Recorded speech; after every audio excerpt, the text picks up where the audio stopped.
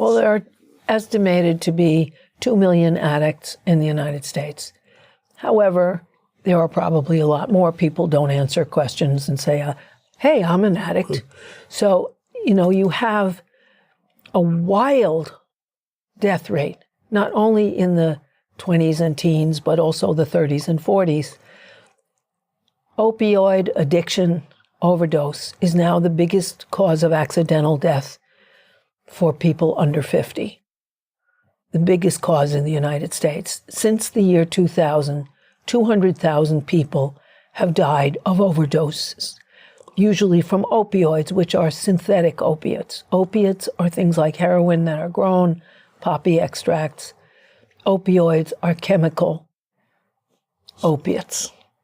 They're things like fentanyl or OxyContin, oxycodone, OxyContin, and oxycodone being the biggest offenders, the biggest killers of all.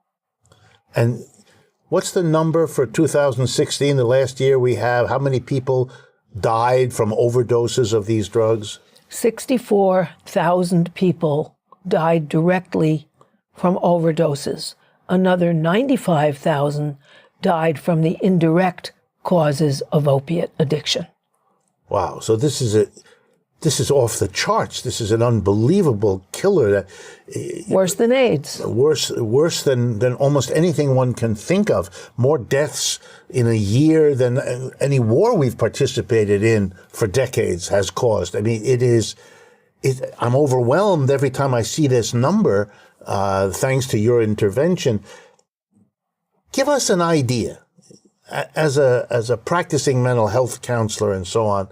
Why is this problem? How do you account for the United States being awash in this level of self-destruction? There's no other way to describe it. What's this about? Why is this happening? Well, addiction increases. It's a combination. It's a combination of the direct hustling of OxyContin by the Sackler family's Purdue Pharma company, for which they have no accountability. And it's also addiction increases with inequality. Only a small percentage of addiction has a chemical hook. The rest, according to Dr. Carl Hart, the authority at the Columbia Study Laboratory for Addiction and author of an impressive book, the rest is due to isolation and trauma. Americans are more lonely and isolated than they've ever been before. They don't go to work with other people. They don't join unions. They don't join clubs and bowling leagues and anything else. And they're terribly lonely and isolated. The people at the top and the middle don't associate with the poor. The public schools don't bring people together as they used to. Even our cabinet member, Betty DeVos, in charge of education, is a believer in charter schools and private Christian education, which isolates some people from the rest, so that we have a very isolated society. And people are very lonely, and a very traumatic one. I must say that the big increases in employment are in the gig economy, which you do all by yourself. You drive your Uber car, your own car, of course, for Uber, for Lyft, or whatever. You deliver packages for Amazon in your own car as part of this great gig, and so on. So if I can draw you out, the conditions of work being isolating, the conditions of work in which the majority of people are falling further and further behind the image of what the American dream and the good life is like, that you're producing conditions of work and life that are driving large numbers of people to seek some sort of escape in an addiction? Am I understanding you? It's not only an escape, it's something to look forward to. I have a client from Alabama, and she said that all of the cousins in her very large family have left Alabama, where they came from, rural Alabama, because if they stayed, they'd all be addicts, because the only thing they could look forward to that was exciting was getting high.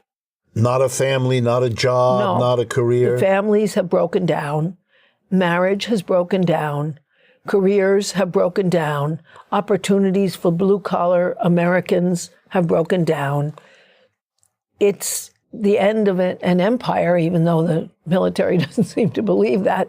And the society is breaking down.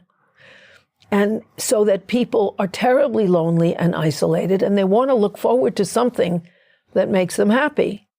And drugs can make people feel happier, even if they introduce you, particularly when they're criminalized, as in our society, into a life of criminals, into a life of substances which are doctored and often kill you, into a whole abandonment of work, because if there's a drug test and you get caught, you lose your job, none of which are true in a decriminalized drug culture, but nonetheless, people are isolated and lonely and traumatized. Let me ask you another question that comes up often. There's this argument that in the United States, as a person in the psychology profession, you might have some important insight here. There's an argument that says that the kinds of difficulty that lead human beings to addiction have, as you've said, to do with trauma, isolation, depression, disconnection from other people. But we, as a psychologically attuned population, have been taught to believe that the problems of addiction are chemical, has something to do with a certain chemical imbalance. What do you think about these? These are alternative ways of understanding it. How do you explain, and where's your view about this? Well, although if you take OxyContin and opioids for a while, that does make alterations in your brain, the hook of drugs is only a small percentage, a chemical hook. The rest is an emotional hook. It's a disease of loneliness and despair, not of chemical imbalance. The chemical, everything is everything that the brain does has a biochemical component. So you can change your brain through therapy. You can change your brain through medications of various kinds or through opiates. But the body is a biochemical, psychological unity. It's not separate. And that's a bogus argument. Carl Hart at Columbia has really shown that beautifully in his book. Here's my economics coming in. The story about depression being chemical is a wonderful story because it suggests that the drug, a chemical, if you add it, will correct the balance and you'll solve your problem. So that the drug company has an enormous vested interest in profiting by selling drugs to people who are convinced that the problem of their depression, of their anxiety, of their addiction is a chemical balance issue. Whereas you don't have any comparable corporation doing therapy. That's done by lots of little individuals like yourself who can't mobilize the advertising, the briberies, and all the rest that go with creating a market, so that we can see the economics are pushing people in the direction of chemicals. And now you've shown us that one of these chemicals, fentanyl in particular, has become the disaster of disasters in our culture. And that's in part because of this ideology of chemistry rather than emotion. That's right. The most definitive studies were done, of course, in England, because it has a public health system. They didn't have anybody conducting the studies that were financing the products. And they studied thousands of people, giving them serotonin uptake inhibitors, things like Prozac and Paxil and so on. They found that in 75% of the cases, they don't work at all.